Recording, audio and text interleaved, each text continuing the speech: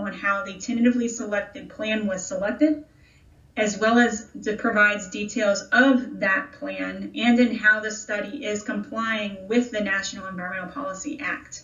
And so our main goal here during the review period and during our scheduled virtual meetings is to hear from the public. And we would like to hear your thoughts on the tentatively selected plan. And so this serves as an opportunity for the public as well as other government agencies and partners to have their voices heard.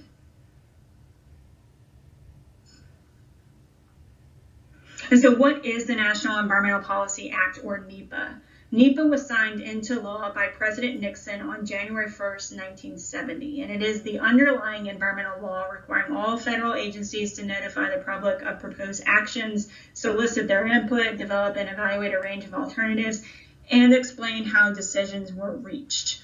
And we're at that stage in the NEPA process where we've identified our purpose and need and considered a range of alternatives and their impacts. Currently, the Corps of Engineers has identified a tentatively selected plan for this study and is notifying the public through our report and through the virtual meetings of the proposed action, and we are requesting your input.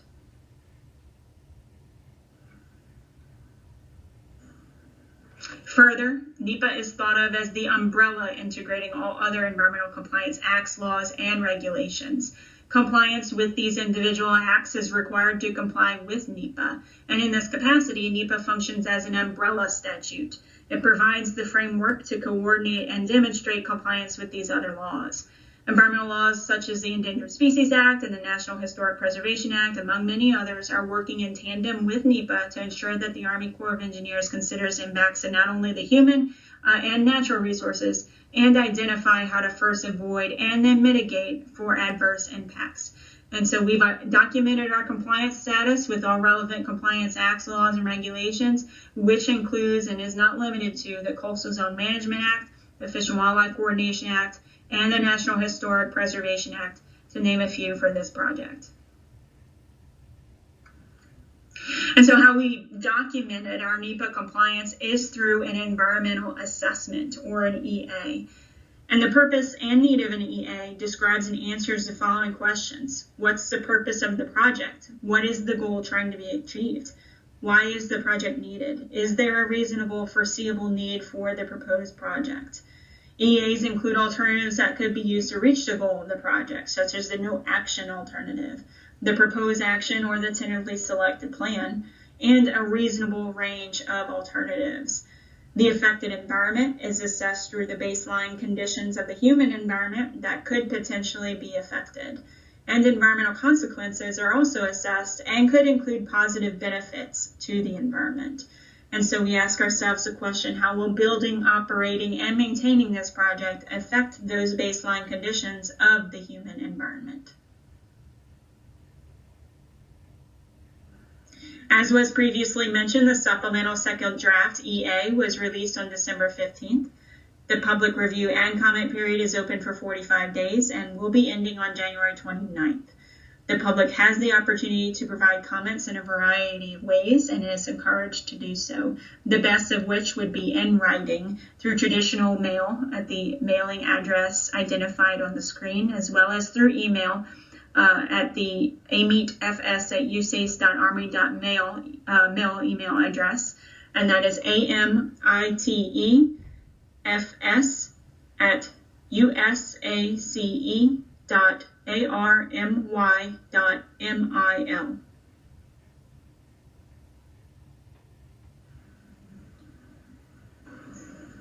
And so before going into the rest of the study background, it's important to start off with the study objectives, because the objectives help frame the scope for your feasibility study. And there are 4 objectives for this particular study, the first 2 being the main priorities. So firstly, we aim to reduce the risk to human life from flooding. And this area has seen many flooding events. The March and August 2016 floods are some of the more recent floods in memory. The second objective is to reduce the flood damages to residential and non-residential structures, as well as businesses, industrial, commercial, and agricultural facilities.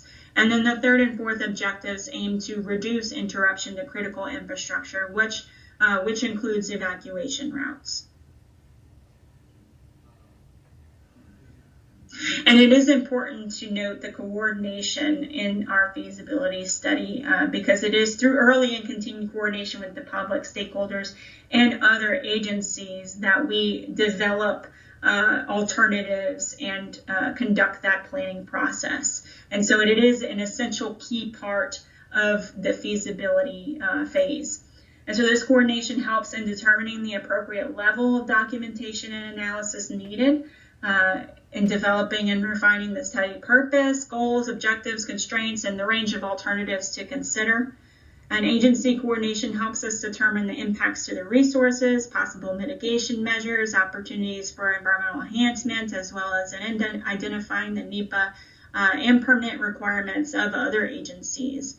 And so since the start of this study, we have been engaged with our non-federal sponsor, the Louisiana Department of Transportation and Development. And then during the early phases of planning, we held several public information meetings as well as government stakeholder meetings with federally recognized tribes.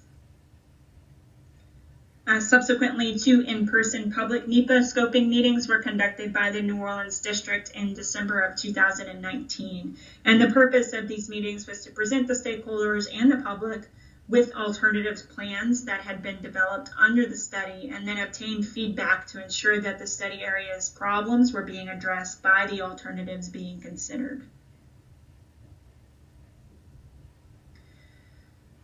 And then lastly, after additional resources were allocated in 2022, and I'll touch on that on a later slide, the Corps of Engineers held 2 environmental justice outreach meetings to communicate the study objective and the path forward, which included investigation of a non-structural alternative or plan in the study area. And then to define environmental justice here, environmental justice is the fair treatment and meaningful involvement of all people, regardless of race, color, national origin, or income, regarding the development, implementation, and enforcement of environmental laws, policies, and regulations, without any particular group experiencing disproportionate burdens of environmental harms or risks. And so those meetings, those outreach meetings, serve to inform those communities, and they are considered to be significant stakeholders when it comes to coordinating during the feasibility process.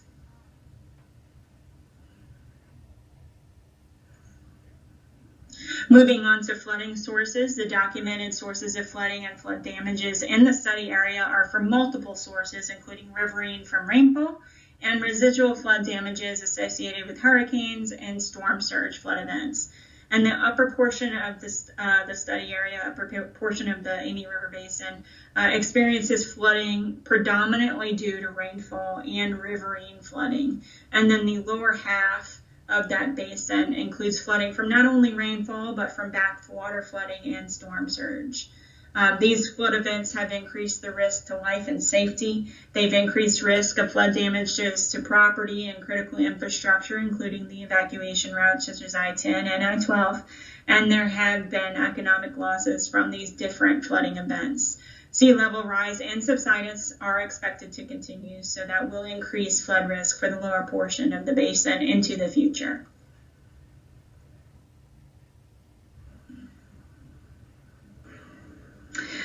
Just to give a general overview of our study here, the study authority is from 1967, and it has been used several times to study flood risk management measures in the area. And there are 2 currently authorized Bipartisan Budget Act 2018 construction projects, the Comeet River Diversion and the East Baton Rouge Flood Risk Reduction projects, that have resulted from this study authority. And you can see those projects in purple and green on the map to the right. The non-federal sponsor for this study is the Louisiana Department of Transportation and Development, and we have partnered with them throughout this process and will continue to do so. And so the Corps of Engineers refers to studies as being 3x3x3 compliant. And what that means is that studies are to be completed in 3 years, $3 million, and with 3 levels of vertical team engagement and review from district, division, and headquarters. And so this is required by law in the Water Resources Reform Development Act of 2014. And this process is centered around decision-focused planning rather than, say, task-oriented planning. And so you're reorienting the planning process away from simply collecting data or completing specific tasks, and then you're focusing it on doing the work required to reduce uncertainty to the point where the team can make an iterative sequence of planning decisions required to complete a study in full compliance with environmental laws and statutes. And so this particular study was initiated in October of 2018, and therefore this study's initial timeline ended October of 2021. Some cases, there are study efforts that do not fit the mold of 3 million in 3 years, and they may require a larger expanded effort and analysis. And so certainly with a study area as massive as this one, with the complex flooding issues that stem from rainfall and backwater flooding and surge, additional analysis is required to recommend a comprehensive and effective flood risk management plan for the residents in the study area.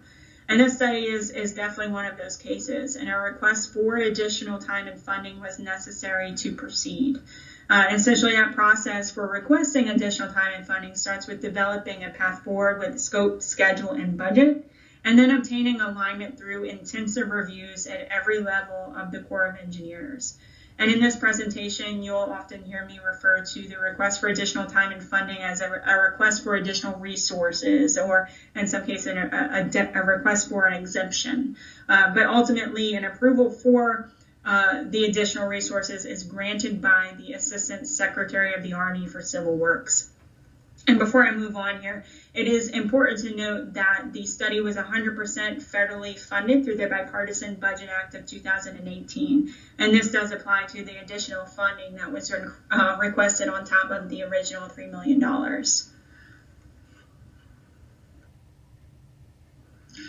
And so the decision to approve the request for additional time and funding was approved by the Assistant Secretary of the Army for Civil Works in November of 2022. And the team conducted extensive hydrologic modeling and a non-structural evaluation, which led us to a tentatively selected plan. And so that request for additional time and funding included an effort in the amount of $1.91 million and another 20 months of non-structural evaluation. And so on December 15th, that draft report was released, and we are currently in reviews as indicated in yellow on the slide.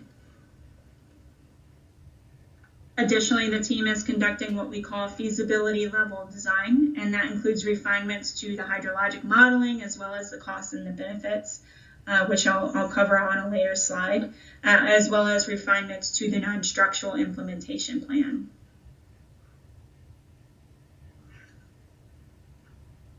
And so since the beginning of this feasibility study, it was identified within this large study area that the topography played a key role in how we addressed the flood risk management. And so in the upper half of that basin, water flows to the south. But once you reach that middle terrace area, the topography is very flat, and that can limit the planning process. And this very flat area in the lower half of this basin includes areas where influences of river stages are impacted by backwater flooding and surge. And so since the study authority limited the formulation of alternatives to flood risk management or rainfall and riverine flooding, the team focused very heavily on large-scale solutions. And once those were identified, the alternatives were then focused on identifying structural solutions based on economic damages. Non-structural alternatives were also developed concurrently with a focus on socially vulnerable communities. And then before I move on here, both rainfall and storm surge were modeled in our evaluation. While it was limited to flood risk management, which is specific to impacts due to flooding from rainfall and riverine flooding, storm surge was considered as a residual risk for these structures.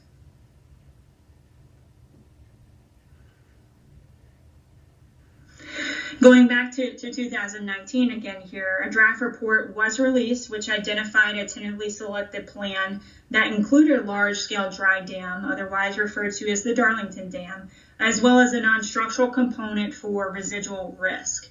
And essentially there'd be structures that would still see flood risk with the dam in place, and that would involve elevating those homes and floodproofing those businesses. And that would have been an earthen dam, approximately 80 feet high, located between East Feliciana and St. Helena parishes. And this plan had a total cost of $2.3 billion and a benefit cost ratio of 1.2. These are numbers from 2019. And while this plan was preliminarily determined to be feasible, there were concerns raised during reviews as well as during evaluation, and we did regroup with our non-federal sponsor, and specifically the state of Louisiana, and revised our path forward to include further evaluation of a non-structural plan.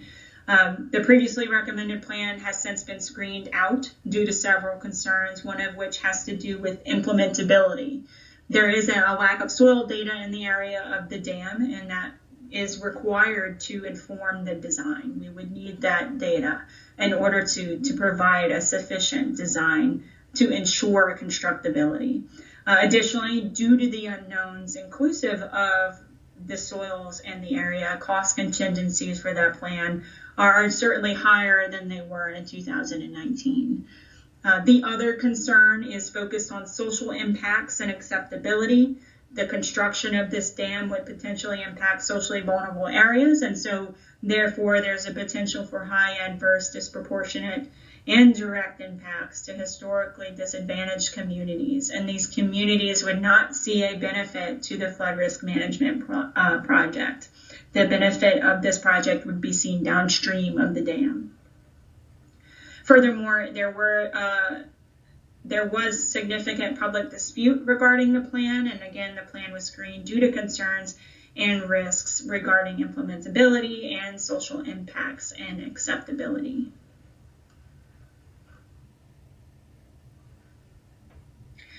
There were several other plans considered in that final array of alternatives, including the Darlington Dam, and after that final array was reevaluated and based on the concerns and available information on the Darlington Dam, that alternative was deemed to not meet risk guidelines due to economic risk and cost effectiveness, as well as potential societal life risk and environmental acceptability. And so again, for those reasons, the Darlington Dam alternative, as well as the dry dams along tributaries that we've looked at, were removed from further consideration, consistent with policy of acceptability and implementability.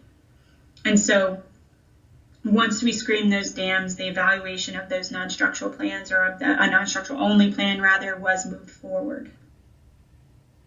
And what do we mean when we say non-structural only plan?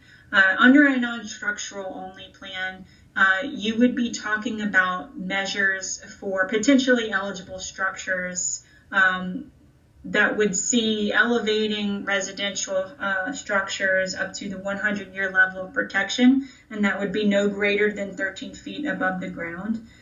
You could see dry floodproofing of structures to ensure that the floodwaters can't get inside, making the walls, doors, windows, other openings impermeable to water, and that would be done up to 3 feet above grade. Wet floodproofing is also a non-structural measure, and that would include structures up to 12 feet, wet floodproofing up to 12 feet to prevent damages. And then you can also see other risk mitigation measures under a non-structural plan, which would be typically conducted by local entities such as the state, and those can include floodplain management plans, building codes, zoning regulations, and flood warning systems. And so there are many benefits to a non-structural alternative, and that includes minimal to no operations and maintenance, minimal to no environmental impacts, and long-term risk reduction by reducing and reoccurring flood damages. And another aspect of non-structural plans could usually include acquisition or buyouts and relocating those structures. For this specific study, that measure was not cost effective and it did not move forward.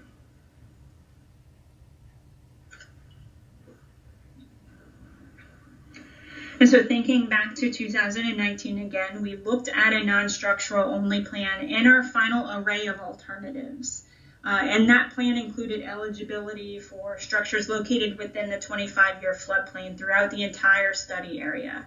In continuing our non-structural evaluation, we optimize that plan by grouping structures together that shared similar flood characteristics, such as a shared flood source. And so there are 106 economic reaches in the study area, and there were 57 groupings or aggregates of structures identified according to shared flood characteristics. And so aside from the number of structures identified within the 25-year floodplain, structures were identified as being located in the 10 and 50-year floodplain, and those were considered in the economic evaluation as well. And the first developed non-structural alternative was the National Economic Development Plan, and that is the plan that maximizes your net benefits or reduces the most damages from flooding.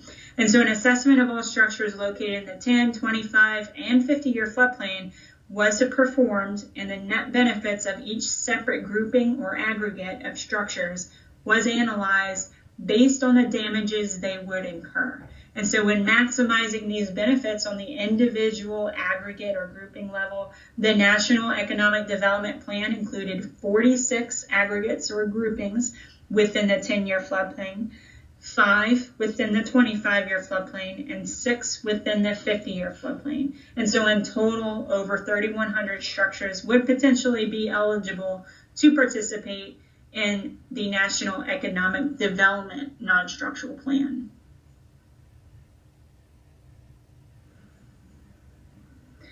And so after we developed the National Economic Development Plan, the team conducted a total benefits analysis.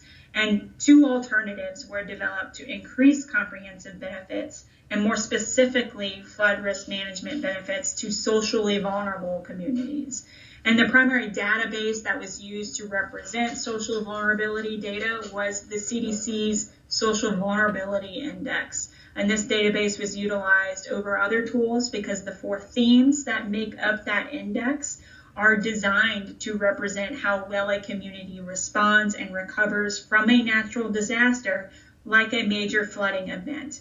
And this database specifically, making this database specifically applicable to a flood risk management study. And so social vulnerability data included representation for socioeconomic status, age, disabilities, language, minority status, housing, and transportation. And areas that were in the 90th percentile or higher were flagged as having high social vulnerability. And embedded in that overall social vulnerability score is the 2 metrics necessary for environmental justice documentation under Executive Order 12898. And because of this reason, the team felt that this was an appropriate tool to address environmental justice and social vulnerability in a flood risk management setting. And so the team used this index, they used this data to further subdivide those aggregates I just mentioned, used in the National Economic Development Plan, into 19 socially vulnerable sub-aggregates, which allowed for evaluation of impacts and formulation of alternatives specific to areas experiencing social vulnerability. And so these 2 additional alternatives are shown here on the screen, in addition to the National Economic Development Plan, shown as Plan 2. And so the alternatives not only incorporate that National Economic Development Plan, but they include considerations and benefits for other social effects, such as benefits to socially vulnerable communities. And so in Plan 3, you have an expanded eligibility that includes all structures within the socially vulnerable subaggregates that had positive net benefits when compared to the construction of the larger aggregate or grouping of structures that was used. Going further into Plan 4, that expanded eligibility to include all structures within socially vulnerable sub-aggregates at the next highest floodplain, whether or not they produce positive or negative net benefits. And so in comparison, there were 3,298 structures potentially eligible under Plan 4 versus the 3,117 structures potentially eligible under Plan 2. And so what portion of the structures eligible to participate in the plan are located in environmental justice communities? And environmental justice, as it relates to the Justice 40 initiative, according to Presidential Executive Order 14008, was evaluated by determining how many structures are included in the plans within areas of concern according to the Council on Environmental Quality's Climate and Economic Justice Screening Tool. And so Plan 2 included 1,262 structures, or 40% of total structures in areas of environmental justice concern. Plan 3 included an additional 22 structures in areas of environmental justice concern for a total of 1,284 structures, or 40% of the total eligible structures in the plan. And then lastly, Plan 4 included an additional 172 structures in areas of environmental justice concern for a total of 1,324 structures, or 40% of the total eligible structures in the plan.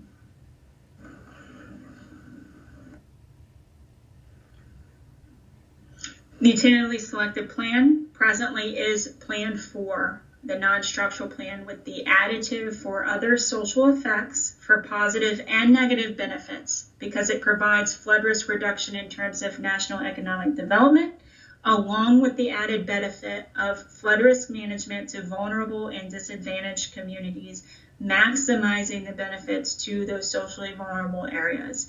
And so while this plan is not the NED plan, it provides the best level of comprehensive flood risk reduction to the study area and is the total benefits plan for this study.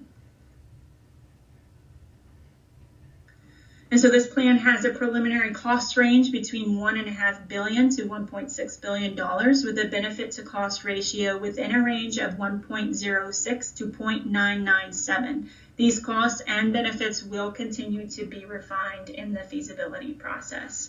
A policy exception must also be granted to recommend the total benefits plan. And if that exception is not granted, that plan, our tentatively selected plan, will resort back to Plan 2, our non-structural national economic development plan.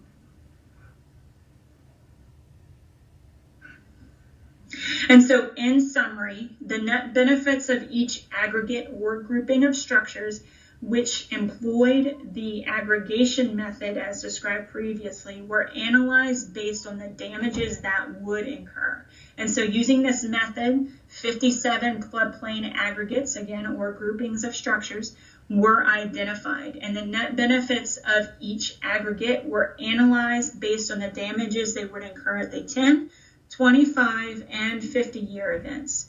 The event that had the highest return of net benefits per aggregation was chosen. And next, the aggregates used to identify that National Economic Development Plan were further subdivided into 19 socially vulnerable sub-aggregates.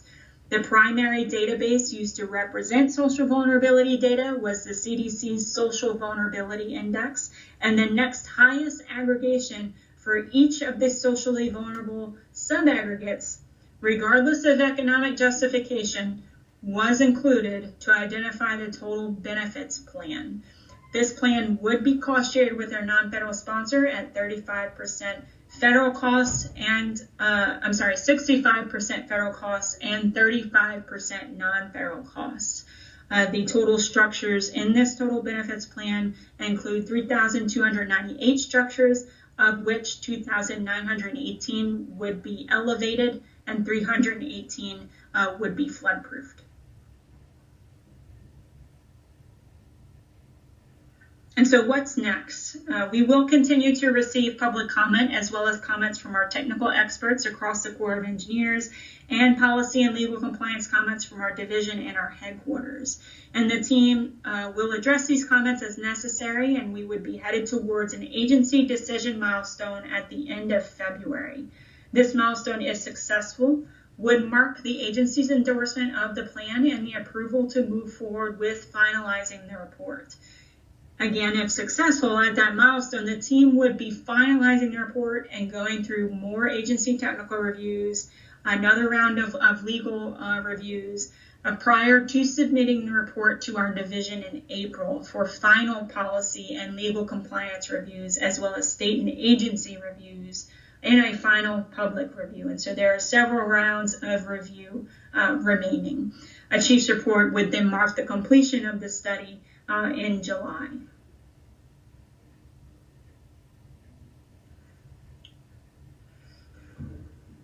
And so in July, that chief's report would be signed by the Chief of Engineers for the Corps of Engineers. And it is important to note that that is not the last stop before construction. This plan would require at least 2 congressional actions to move forward to that phase. Authorization for construction would be required, as well as appropriations. And so we would need funding to proceed with pre-construction engineering and design and the construction phase itself.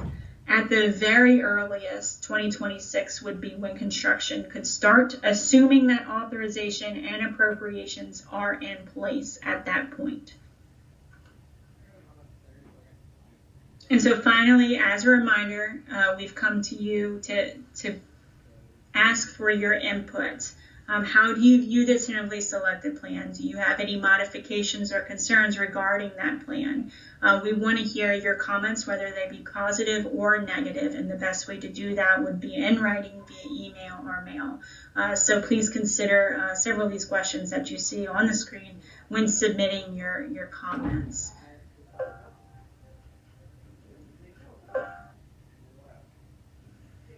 And so we are accepting comments through January 29th, 2024. And again, you can access that draft document at the link shown on the screen. You can also scan the barcode on the lower right corner of the screen as well to access it through your smartphone.